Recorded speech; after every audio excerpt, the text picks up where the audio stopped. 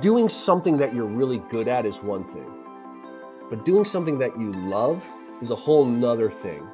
And so we define great talent as someone who loves their craft. When I started Jane, I was so scared to quit my job because I thought I was going to not have any money.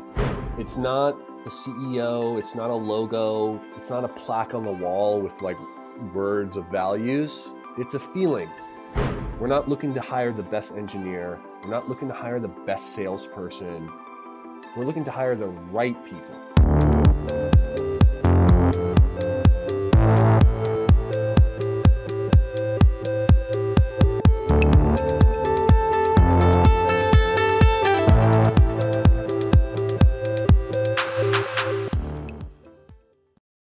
We are here with Socrates Rosenfeld, CEO of Jane Technologies, the fastest growing B2C cannabis online marketplace. The company has experienced some massive growth over the past few years, and Socrates has had quite an amazing journey turning his passion into a billion-dollar company. I'm excited to have him on to share his perspective today. Socrates, thanks so much for being on with us. Thanks so much for having me, Lisa. You make the introduction sound a lot more prolific than it actually is. It's a pleasure to be on. Could you start by telling us more about Jane Technologies and your journey to starting the company? Sure. Really kind of one and the same. The mission hasn't changed, and it really kind of started with my relationship with the plant, which occurred when I was 30 years old, coming out of the military, which is about 10 years ago. So I just turned 40, which is fun. I got back from the Army, back to my hometown in Boston, and I used the metaphor. You ever step off a roller coaster, and it takes a few seconds to find your balance again. Sometimes a few minutes. For me, it was that roller coaster was 12 years of just kind of doing some very intense things, I'll say. And I got back home, and I couldn't really find my way back to myself, and it was a struggle. And I think we've all felt that, whether we've changed jobs or moved geographies or new relationships, whatever that is. But this was really intense for me, and I came across cannabis reluctantly because I believed in the stigmas that was kind of, I will say, the lies that were told to me when I was younger. And after consuming it, I really was able to come back home fully. I could really find my presence again. I could connect with people again. My body felt better. And I thought to myself, my God, here I have been just believing the wrong things for 3 decades. And now I actually have experienced the truth for myself. And when I was at MIT at the time, at grad school, and I met my founders there. My brother, who was an engineer at MIT, was also there. And we all developed this passion for the plant and thought, one day, how cool would it be if we could build technology to support this industry? And, careful what you speak out loud, right? Because I shifted out to California. I dabbled in technology as a consultant for a little bit. And we had this idea to make shopping for cannabis online as simple and as safe and as straightforward and as convenient and as curated as shopping online for everything else in this world. And we saw the industry where there was a huge demand from people who expected and who had shopped online for everything else in their lives, now wanting to shop online for cannabis. But at the same time, there was no big tech company moving in because of regulations. And we saw this as a perfect time to go and prove to the rest of the world that we could advance e-commerce, not copy e-commerce, not copy Doordash, not copy Amazon, but take what we love about those companies and make it even better. Be able to create curation and education for consumers, but connect them to local brands and retailers. And that's really important for us, is to tie the online with the offline, because that's where we think the future of e-commerce will be. And to do that is complicated and challenging, and that's where all the fun is. So we haven't looked back. The mission has been the same. We launched 5 years ago. We now support about 3,000 cannabis businesses. We're, across 38 state markets. The team now is about 170, 180 people. And the one thing that ties us all together, we come from different places, walks of life, is that we really want to provide access to a plant that helps people. And we want to support the sellers, the brands, and the retailers through our technology to be able to do that in a modern way. And so far, so good. We're really enjoying the ride and have a lot of work left to do, but we feel very grateful and honored to be sitting at the table with large MSOs and other retailers and brands shaping this industry. Zach, thanks so much for sharing that journey with us. Now, in a market where startups and scale ups have been in a talent scramble, trying to figure out how to be the employer of choice, Jane has made it to Forbes' list of 2022 list of America's best startup employers. I'd love if you could share a little bit of the secret behind this, specifically in relation to employer brand. What does it mean to you? Who defines it? And how have you set the tone for Mm. Jane Technologies? I think every single employee defines our employer brand. It's not the CEO, it's not a logo, it's not a plaque on the wall with like words of values. It's a feeling, right? You guys, you're part of a team, right, Lisa? And if I asked you what the culture is of your company, Mm-hmm. you're going to use words. You're going to say it's open and honest and respectful and kind and mission driven and passionate. And those are wonderful words. But then if I go to another company and I ask them, hey, what are your values? They're going to say the exact same thing, right? It'd be as if I say this, if any employees are listening, they hear this at the time of onboarding.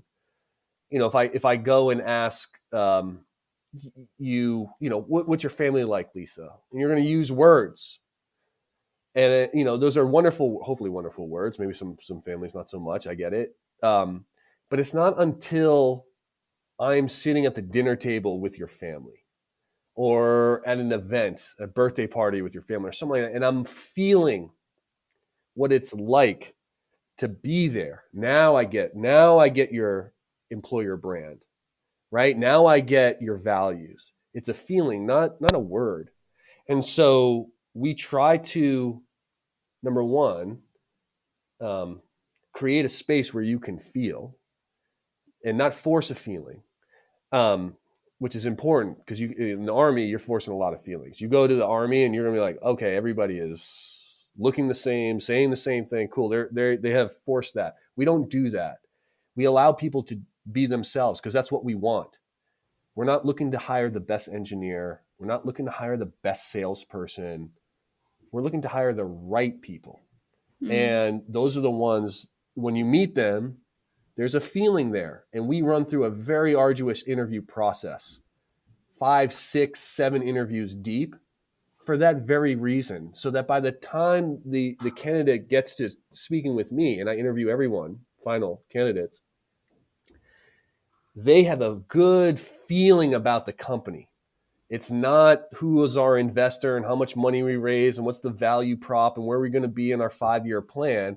It's like, damn, I just want to be around these people. It feels right. And sometimes it doesn't feel right. And that's also equally as important. And so for us, it's um, creating a space where feelings can emerge. Hopefully, those feelings are gelling with one another. And then what we do now is we just are. And during our interview process, we are who we are. We don't speak in like crazy like, oh, it's this value and that principle. Just here's who we are. It's a very honest look, and what that does is most of the time it disarms the candidate, and the candidate can just be themselves, and then we get to really decide if there's a fit. Because the worst thing to do is like we're faking it, the company's faking it, the candidate's faking it. Day one starts and it's like, damn, when can I get out of here? That's bad, right? We just want to be real, and like with any great relationship, if there's a good feeling there, then it'll speak for itself. And so, yeah, I think all of us collectively own the brand of Jane, and that brand is a feeling beyond words. And we try to convey that feeling and be that feeling, not only for ourselves internally, for our partners, our customers. That's really That's really it. It's hard to fabricate that. That takes a lot of time and marination and love and passion and discipline to stay true. Stock, that's probably one of the most authentic answers I have heard back to the employer brand question. I really do appreciate that perspective. Cool. Now, in today's talent scarcity and competitive hiring client, there's both proactive and reactive moves that companies need to make to get top talent. What does Jane do to attract competitive talent, and how would you describe great talent in 2022? Mm. I think the way I would describe great talent is authentic talent. Mm. Um, I used to be a, if you asked me 15 years ago, I thought it was one of the best helicopter Apache pilots out there. Which, if anybody has flown with me, they're all rolling their eyes because they know that's not the truth. Um, I think being doing something that you're really good at is one thing, but doing something that you love is a whole nother thing. And so we define great talent as someone who loves their craft, someone who, and not for the sake, like I love selling for the sake of selling. No, I love selling because I see it as a way to help people, or I love engineering because I love coding. Okay, that's okay. I love coding because I can create things that help people. Like Mhm. that for me is quote unquote great talent. Um, and forgive me, Lisa, your first part of the question was What does Jane do to attract competitive talent? sounds like such a cop out answer, Lisa, but we uh, we stay true to ourselves. Because to be honest with you, we're not trying to steal talent. Mhm. We're trying to attract people that want to join us. And the same goes for people who are here at the company who have rode with us for 2, 3, 4 years and are like, hey, my time is done. And we celebrate that. We love that because Jane is not the whole story. It's a chapter in your life, chapter in my life. It's not my whole story. And what we want is to write a wonderful, beautiful chapter filled with love and respect and time of growth, but ultimately for that individual to move on and go on and do great things, continue that life journey. And so we're not really trying to steal or retain. All we're trying to do is be true.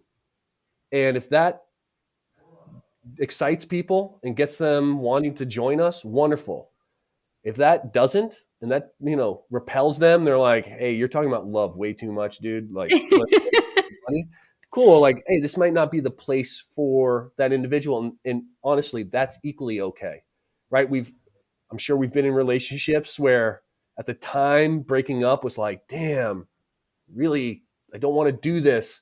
And you let it marinate for a while, and you look back and be like, whew, yeah, that was probably the right thing, right? And I think employers who try to steal or try to, oh, let me keep you here, let me keep you here, that's almost like being in a relationship trying to be something for somebody else when really the best relationships are just be you. And if that person loves you for that, wonderful. And if the person doesn't, then that's okay, not meant to be.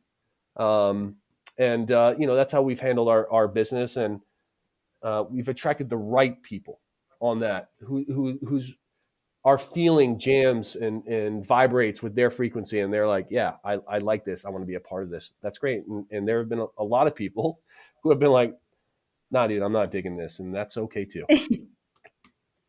Now, you touched a little bit on this on the initial part of my last question, but finding purpose and passion in the workplace has been a big conversation today. People no longer want their work to just be a means to an end, and you took the coveted journey of turning your passion into work. What are your thoughts or your advice on this topic of finding meaning and passion in the workplace, both to employers and future employees? So I this is a cool podcast. This is great. It's just about people. It's wonderful. um I when I when I started Jane, I was so scared to quit my job because I Mm. thought I was going to not have any money, and I didn't know how I was going to pay the bills. And What was my parent? What were my parents going to think? And what were my old professors and my old like? I was thinking about my old army commanders, and then just like shaking their head, being like, "My God, Sock is throwing his life away." Is because I wasn't achieving. I wasn't. I wasn't doing. I was tired of doing what everybody thought I should be doing, and um, I wasn't passionate about consulting. It just wasn't for me. Um, and if I'm being 100% honest, I wasn't 100% passionate about flying helicopters either. I was good because I wanted to be good, but I wasn't good because I loved it.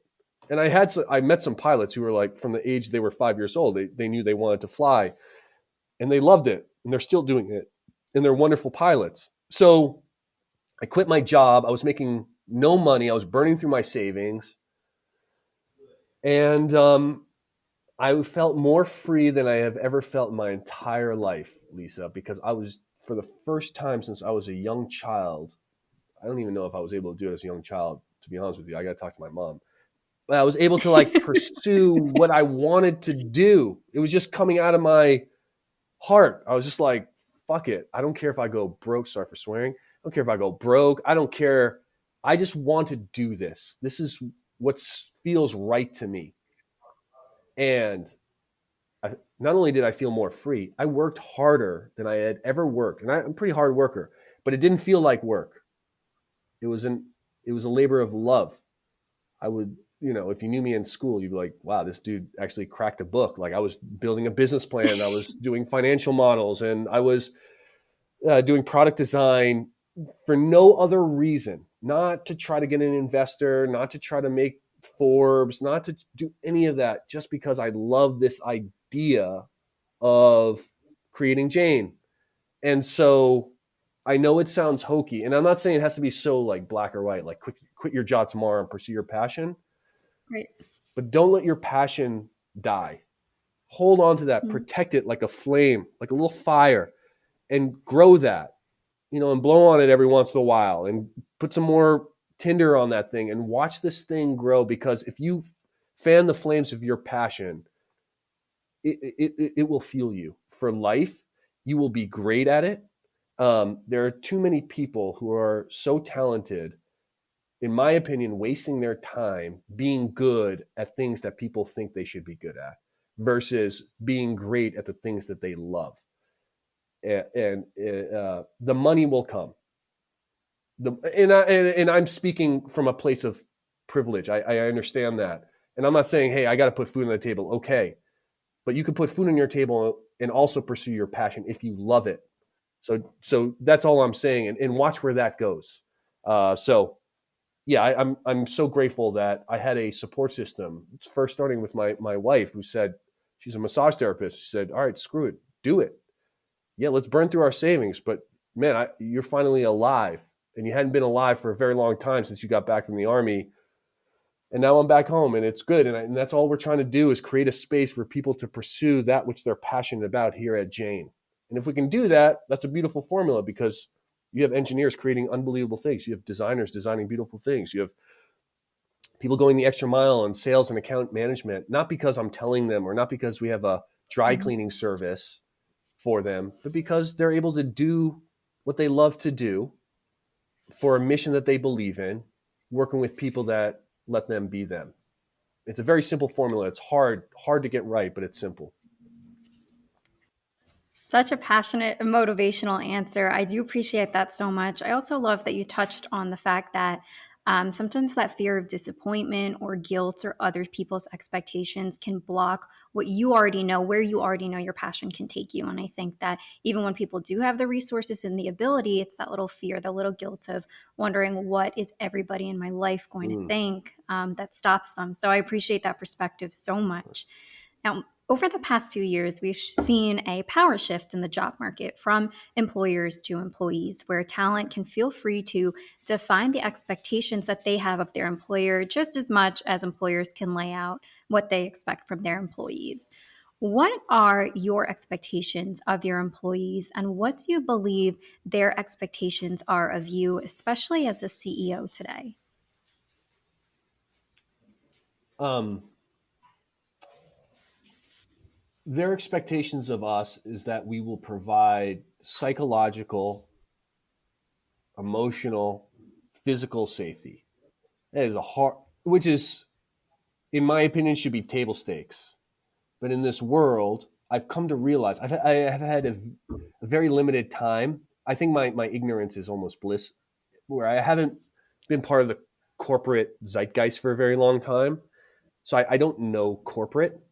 And one thing that the Army did teach me was real, intimate leadership, which is love. People don't, they'll never say love in the Army. It's love. It really is. And I learned that very early on. Um, and when I was a commander in the Army, my job was to take care of the people. And again, it didn't mean, like wine and dine them and give them a gym. It meant, hey, I'm going to keep you safe. I'm going to hopefully keep the nonsense, protect you from that nonsense, so that you can go and do what you need to do. And at Jane, that's no different, but it's, I think, developed into, hey, you can be what you want to be, so that you can do what you want to do, and we're going to protect that, so that you can be Lisa, right, at the company, and just be you. So that is what they expect from us, and that's it. What we expect from ourselves, I'll say, there is no divide. Um, is that we're going to lead with love, and we're going to do the best we can. That's it. Like, are you coming from a place of love? And I'm not saying like you say something's good when it's really not good, but you can say, hey, you're not hitting the standard, and I'm telling you this honestly because it's coming from a place of love and respect. Um, Nothing other than that. And are you doing your best? We're all doing our best, and our best is different at any given moment. I might get a good night's sleep the night before. Man, my best is good. And then, I might have other things going on in my life where my best is not as good as it was the day prior. But as long as I'm doing my best, I'm putting my best effort, I'm being authentic, I'm working hard, that's all we ask. And if we can protect our space and keep people safe and allow them to be who they are, and create a space where they can do their best and pursue that which they're passionate about, is a good formula. And it's working out for us so far. Kind of in alignment with this, Sock, and I think you answered most of this in some of your previous questions, but kind of as a summary, what are your philosophies and approaches on building a team culture that even lasts and stands the test Yeah. of hiring scarcities? And another part of that is really, what is your vision for how you want Jane to be defined as, no matter how large your team grows? I use the metaphor that the culture for a company is like the soil. It's everything. And the plants are almost like the employees or seeds, right? And we've all been part of cultures where you could get the best seeds in the world, the top talent, and you put them in the soil that's toxic, they're going to die. And it's morbid. I'm sorry, but like they're not going to grow as they're not going to fulfill their potential. You get my point. Mhm. So to protect the integrity of the soil and the culture is key, and you cannot do that alone. If you do that, then you can't really scale. Like you said, for this thing to live on beyond me, beyond the founders, beyond anybody. Um, I'm not a parent, but I imagine that's the goal of every parent, is to teach life to a child so that that child can go on and have a life of its own, rooted in love and understanding of themselves, so they can go and contribute to the world. Um, and in order for us to do that, we have to empower everyone to own a piece of that culture. I think we have 170, 180 employees. I'm 170th of the culture. That's it. I'm not bigger. I'm not smaller. I'm just an equal part as everybody else is. Empowering leaders are really, really important. Growing your leadership so that they can go and scale that culture. I learned that from the Army too, is like really grow leaders, junior leaders especially. And if you can do that, uh, you're in a great spot. But you, we are pretty. I don't know what the right word is. If we see a weed growing in the soil, if we sense a little bit of toxicity, we remove it because it's you don't want to give up the garden, and we've worked too hard, and so we must continue to protect that. And the way we do that, step one, is bringing good people into the organization who will enrich our culture, enrich the soil, and hopefully one day go ahead and lead and be and disperse that culture more and more. And that's how you scale the culture. Last thing, Lisa, it was a pretty cool moment. We were having on sites with our team, and there was a team that came through, and I was kind of off to the side, and I was watching people interact of just with love and kindness and trust and respect. And they worked hard. And I was like, damn, this thing is, I don't have to say anything. I don't have to do anything. It was a special moment as a founder to feel the energy affect people 6-7 years from founding the company, like, literally, or not literally, figuratively putting your heart into this and be like, man, I hope one day this gets big, and it can. We put so much love into this company. Do people feel that love? And I think they do, which is special. So yeah, culture is everything. Culture beats strategy 10 out of 10 times. Now, I feel like I now have a better idea behind this question after hearing all your responses, but talk to us about the meaning behind Jane's heart Mm, logo. you know it. That's it. It's love. We're in the cannabis Yeah. industry. This plant is a healing plant. This plant will love you if you let it. And if you could receive love, you could give love. And so for us, we wanted to capture that in our logo. And yeah, that heart of gold will remain, hopefully long after I'm around. But yeah, it's to capture the love. That's what it's all about. And last question for you, Sock. At Solvable, we're all about what drives purpose and meaning for people at work. So I would love to know, as a summary of everything you said today, what drives purpose and meaning for you at work? Um, I'm sorry. It sounds like a broken record, but really, it's love. Love, love for my teammates. Love for the plant. Love for what this plant can do. We love our partners, our retailers, and our brands that are literally partnering with us to shape this industry. I love the uncertainty. I love it. I really, it's love. We want to help as many people as possible. And you mentioned fear, and as someone who led his life through the lens of fear for the first 30 years of my life, it's doable, but damn, is it exhausting. Um, and fear is very powerful, but the only thing more powerful than fear is love. And so that's where we go. And it's easier said than done, especially these days. And that's why we try to protect this space. Jane, like, hey, you're going to feel love here. And I think it's pretty cool what we're building together as a team. Socrates, thank you so much for being on with us today. And thank you all for listening to Architects of Contemporary Thanks so much, Hiring. Lisa. Pleasure to be on.